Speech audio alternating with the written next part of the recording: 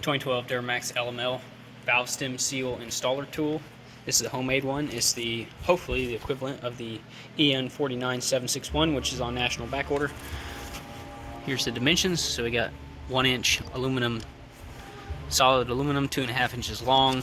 We did not drill all the way through. That way it just works better when we're hitting the hammer. It's gonna have a nice solid surface with the J size drill bit almost all the way through. Then we got 7/16 inch hole, then the 9/16 hole, and the distances that they're drilled. The 1/4 inch isn't too specific. It could be deeper, that's fine.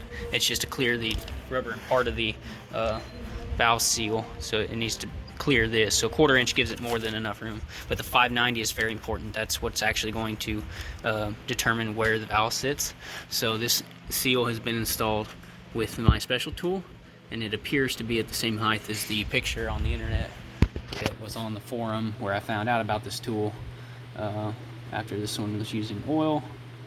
So he's got a picture here of his installed. There's without the special tool, it's up against flush, and there's with the tool, so looks pretty close. Also want to mention that Comp Cams, they sell a 585 lift beehive valve spring kit for this Duramax, and so I imagine that's a bigger cam, and I measured the lift, and under 585 thou lift we still have plenty of clearance, probably at least 60 thou, 75 thou between the keeper and the top of the seal here, so plenty of clearance.